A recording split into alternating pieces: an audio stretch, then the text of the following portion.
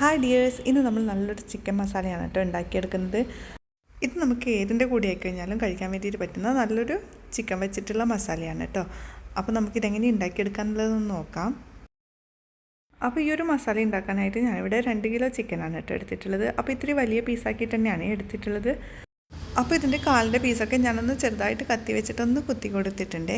എന്നാൽ മാത്രമേ മസാലയൊക്കെ അതിൻ്റെ ഉള്ളിലേക്ക് പിടിച്ച് കിട്ടുള്ളൂ, നന്നായിട്ടൊന്ന് വെന്തും കിട്ടുള്ളൂ. ഇനി നമുക്കിതിലേക്കുള്ള മസാലപ്പൊടികൾ ചേർത്ത് കൊടുക്കാം. 1 ടീസ്പൂൺ അളവിൽ മഞ്ഞൾപ്പൊടിയാണ് കേട്ടോ ചേർത്ത് കൊടുത്തിട്ടുള്ളത്. കൂടെ തന്നെ 2 ടേബിൾ സ്പൂൺ അളവിൽ കുരുമുളക് പൊടിയും കൂടെ ചേർത്ത് കൊടുക്കുന്നുണ്ട്. ഇനി നമ്മളിതിലേക്ക് 1 ടേബിൾ സ്പൂൺ അളവിൽ തൈരാണ് കേട്ടോ ചേർത്ത് കൊടുക്കുന്നത്. ഇനി ഈ ഒരു ചിക്കനിലേക്ക് ആവശ്യമായിട്ടുള്ള ഉപ്പ് കൂടെ ഒന്ന് ചേർത്ത് കൊടുക്കുന്നുണ്ട്. ഇനി നമ്മളിതിലേക്ക് ഇഞ്ചിയും വെളുത്തുള്ളിയും പച്ചമുളകും കൂടെ ചതച്ചെടുത്തിട്ടുള്ള ഒരു പേസ്റ്റ് അത് ഇതിലേക്ക് 2 ടേബിൾ സ്പൂൺ അളവിൽ ചേർത്ത് കൊടുക്കുകയാണ് കേട്ടോ ചെയ്യുന്നത്.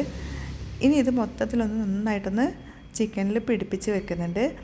സമയമൊക്കെ ഉണ്ടെന്നുണ്ടെങ്കിൽ നമുക്കിതൊരു അരമണിക്കൂറൊന്ന് റെസ്റ്റ് ചെയ്യാൻ വേണ്ടിയിട്ട് മാറ്റി വെക്കാം.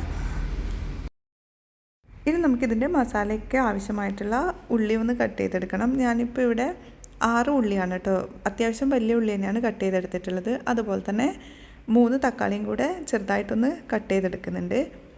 മീഡിയം സൈസിലുള്ള 3 തക്കാളിയാണ് എടുത്തിട്ടുള്ളത്. പിന്നെ 12 അല്ലി വെളുത്തുള്ളി, 4 പച്ചമുളക്, ഒരു ചെറിയ പീസ് ഇഞ്ചി, അതൊന്ന് മിക്സിയുടെ ജാറിലിട്ടിട്ട് നന്നായിട്ടൊന്ന് ചതച്ചെടുത്തിട്ട് വെച്ചതാണ് കേട്ടോ. അപ്പോൾ ഇതും കൂടി നമുക്കൊരു സൈഡിലേക്ക് മാറ്റി വെക്കാം. ഇനിയിപ്പോൾ നമുക്കിത് ആ ചിക്കൻ വേവിച്ചെടുക്കാം. ഇപ്പോൾ ഒരു അരമണിക്കൂറൊക്കെ കഴിഞ്ഞിട്ടുണ്ട് കേട്ടോ. അപ്പോൾ ഒരു പ്രഷർ കുക്കറിൽ വെച്ചിട്ടാണ് ചിക്കൻ വേവിച്ചെടുക്കുന്നത്. അപ്പോൾ അതിനായിട്ട് ആദ്യം തന്നെ 2 ടേബിൾ സ്പൂൺ അളവിൽ വെളിച്ചെണ്ണയാണ് ഒഴിച്ചു കൊടുത്തിട്ടുള്ളത്. അതിന് മുകളിലേക്കായിട്ടാണ് കേട്ടോ ചിക്കൻ ഒന്ന് വെച്ച് കൊടുക്കുന്നത്. ഇനി ഇത് നമുക്കൊരു 2 വിസിലിനൊന്ന് വേവിച്ചെടുക്കാം. ഇനിയിപ്പോൾ ഒരു കുക്കറും കൂടി എടുത്തിട്ടുണ്ട്. അതിലേക്ക് ഇതേപോലെ 2 ടേബിൾ സ്പൂൺ അളവിൽ വെളിച്ചെണ്ണ ഒന്ന് ചേർത്ത് കൊടുക്കുന്നുണ്ട്. അതിനുശേഷം നമ്മൾ അരിഞ്ഞ് വെച്ചിട്ടുള്ള ഉള്ളിയുടെ 1/4 ഭാഗത്തോളാണ് കേട്ടോ കുക്കറിലേക്ക് ഇട്ട് കൊടുക്കുന്നത്. 1/4 ഭാഗം ഉള്ളി നമ്മളവിടെ മാറ്റി വെക്കുന്നുണ്ട്. ഉള്ളി ഒന്ന് നമ്മൾ പ്രഷർ കുക്കറിലിട്ടിട്ട് 3 വിസിലിനെ അടിച്ചെടുക്കാണ് കേട്ടോ ചെയ്യുന്നത്. വെള്ളമൊന്നും ചേർക്കുന്നില്ല, ഇത്തിരി ഉപ്പ് മാത്രം ഒന്ന് ചേർത്ത് കൊടുത്തിട്ട് നമുക്കിതൊന്ന് അടച്ച് വെച്ചിട്ട് 3 വിസിലിനൊന്ന് വേവിച്ചെടുക്കാം. ഈ ഒരു മാറ്റി വെച്ചിട്ടുള്ള ഉള്ളി നമുക്കൊന്ന് ഫ്രൈ ചെയ്തെടുക്കണം. അപ്പോൾ അതിന് വേണ്ടിയിട്ട് ഇത്തിരി ഓയിലൊന്ന് ഒഴിച്ച് കൊടുത്തിട്ട് ഈ ഒരു ഉള്ളി നമുക്ക് നന്നായിട്ടൊന്ന് ഫ്രൈ ചെയ്തെടുക്കാം.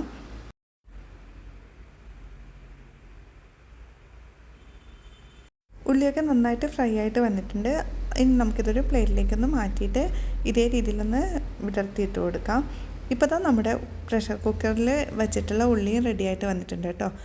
അപ്പോൾ നമ്മൾ 1/4 ഭാഗത്തോളം വെച്ചതാണ്. ഇപ്പോൾ അതിൻ്റെ 1/4 ഭാഗമായിട്ട് കുറഞ്ഞിട്ടുണ്ട്. ഇനി നമ്മൾ ചിക്കൻ മസാല ഉണ്ടാക്കാൻ വേണ്ടിയിട്ട് ഒരു പാത്രം ചൂടാകാൻ വേണ്ടി വെച്ചിട്ടുണ്ട്. അതിലേക്ക് വെളിച്ചെണ്ണയാണ് കേട്ടോ ചേർത്ത് കൊടുക്കുന്നത്. വെളിച്ചെണ്ണ നന്നായിട്ട് ചൂടായിട്ട് വരുന്ന ടൈമിൽ നമ്മൾ നേരത്തെ അടിച്ച് വെച്ചിട്ടുള്ള ഇഞ്ചി വെളുത്തുള്ളി പച്ചമുളകിൻ്റെ പേസ്റ്റ് ഇതിലേക്ക് ഇട്ട് കൊടുത്തിട്ട് നന്നായിട്ട് അതിൻ്റെ പച്ചമണം മാറുന്നത് വരെ ഒന്ന് വഴറ്റിയെടുക്കുകയാണ് ചെയ്യുന്നത്.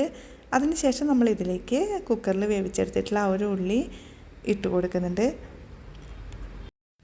ഇനി നമുക്ക് നന്നായിട്ടൊന്ന് മിക്സ് ചെയ്തിട്ട് കൊടുക്കാം. അപ്പോൾ ആ ഒരു ഉള്ളിയിലുള്ള ആ ഒരു വെള്ളമൊക്കെ ഒന്ന് വറ്റി വരുന്ന ടൈമിൽ നമുക്കിതിലേക്ക് തക്കാളിയാണ് കേട്ടോ ചേർത്ത് കൊടുക്കുന്നത്. തക്കാളി നന്നായിട്ടൊന്ന് വഴറ്റിയെടുത്തതിന് ശേഷം നമ്മളിതിലേക്ക് മസാലപ്പൊടികളാണ് കേട്ടോ ചേർത്ത് കൊടുക്കുന്നത്. ഇപ്പോൾ അത്യാവശ്യം നന്നായിട്ട് തക്കാളി വഴന്ന് വന്നിട്ടുണ്ട്. അപ്പോൾ അതിന് ശേഷം നമ്മളിതിലേക്ക് 1/2 ടീസ്പൂൺ അളവിൽ മഞ്ഞൾപ്പൊടിയും 2 ടേബിൾ സ്പൂൺ അളവിൽ ഗരം മസാലയാണ് കേട്ടോ ചേർത്ത് കൊടുക്കുന്നത്. പച്ചമുളകിന് അത്യാവശ്യം എരിവുള്ളത് കൊണ്ട് തന്നെ ഞാനിതിലേക്ക് മുളക് പൊടി ചേർത്ത് കൊടുക്കുന്നില്ല. മുളക് പൊടി ചേർക്കാൻ ഇഷ്ടമുള്ളവരാണെന്നുണ്ടെങ്കിൽ ഈ ഒരു സമയം മുളക് പൊടി ചേർത്ത് കൊടുക്കാം. കൂടെ തന്നെ 1 ടേബിൾ സ്പൂൺ അളവിൽ കുരുമുളക് പൊടിയും കൂടിയാണ് ചേർത്ത് കൊടുത്തിട്ടുള്ളത്. ഇനി നമുക്കിത് നന്നായിട്ടൊന്ന് വഴറ്റിയെടുക്കാം. പൊടികളുടെയൊക്കെ ആ ഒരു പച്ചമണം മാറി വരുന്ന സമയം നമുക്കിതിലേക്ക് ഇത്തിരി പുതിനയില കട്ട് ചെയ്തതും അതുപോലെ തന്നെ ഇത്തിരി മല്ലിയിലയും കൂടെ ഇട്ട് കൊടുക്കുന്നുണ്ട്.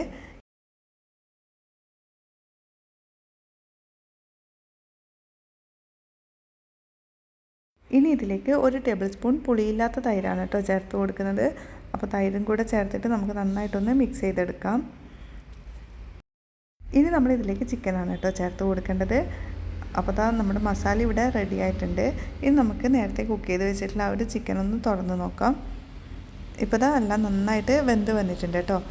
ഇനി നമുക്ക് ആ ഒരു മസാലയിലേക്ക് ഈ ഒരു ചിക്കൻ കൂടെ ഇട്ട് കൊടുക്കാം. അപ്പോൾ അത്യാവശ്യം നന്നായിട്ട് വെള്ളം ഉണ്ടെന്നുണ്ടെങ്കിൽ ആ ഒരു വെള്ളം കുറച്ചൊന്ന് മാറ്റി വെക്കണേ. ഒത്തിരി വെള്ളം നമ്മുടെ മസാലയ്ക്ക് ആവശ്യമില്ല. ഇനി നമുക്കിത് മസാലയിലേക്ക് ചിക്കൻ കൂടെ ചേർത്ത് കൊടുക്കാം. ഇതിനി നന്നായിട്ടൊന്ന് മിക്സ് ചെയ്തിട്ട് കൊടുക്കുകയാണ് കേട്ടോ ചെയ്യുന്നത്. ആ ഒരു ചിക്കൻ പീസിലേക്ക് നമ്മുടെ മസാല എത്തത്തക്ക രീതിയിൽ നന്നായിട്ട് ഇതൊന്ന് മിക്സ് ചെയ്തിട്ട് കൊടുക്കുക.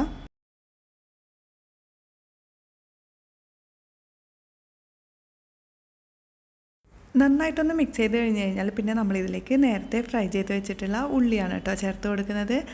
ഈ ഒരു ഉള്ളിയും കൂടി ഇട്ട് കൊടുത്തു കഴിഞ്ഞാൽ ഒരു സ്പെഷ്യൽ ടേസ്റ്റ് തന്നെയാണ് കേട്ടോ നമ്മുടെ ഈ ഒരു ചിക്കൻ മസാലക്ക്. അപ്പോൾ ഉള്ളിയും കൂടി ഇട്ട് കൊടുത്തിട്ട് നമ്മളിതൊരു 4-5 മിനിറ്റ് അടച്ച് വെച്ചിട്ട് വേവിച്ചെടുക്കുകയാണ് കേട്ടോ ചെയ്യുന്നത്. വളരെ ടേസ്റ്റി ആയിട്ടുള്ളൊരു ചിക്കൻ മസാല തന്നെയാണ് കേട്ടോ. അപ്പോൾ എപ്പോഴും ഉണ്ടാക്കുന്നതിനൊക്കെ വ്യത്യസ്തമായിട്ട് നമുക്ക് ചെയ്ത് നോക്കാൻ വേണ്ടിയിട്ട് പറ്റിയിട്ടുള്ള നല്ലൊരു ചിക്കൻ മസാല തന്നെയാണ്. അപ്പോൾ ഇത് നെയ്ച്ചോറിൻ്റെ കൂടി ആയിക്കഴിഞ്ഞാലും ചപ്പാത്തിയുടെ കൂടി ആയാലും പൊറോട്ടയുടെ കൂടിയൊക്കെ ആയിക്കഴിഞ്ഞാലും നമുക്ക് കഴിക്കാൻ വേണ്ടിയിട്ട് പറ്റുന്ന നല്ലൊരു കോമ്പിനേഷൻ തന്നെയാണ് കേട്ടോ ഇത്. ഇനിയിപ്പോൾ ബിരിയാണിക്ക് ആയിക്കഴിഞ്ഞാലും നമുക്ക് ഈ ഒരു മസാല തന്നെ മതിയാകുമേ.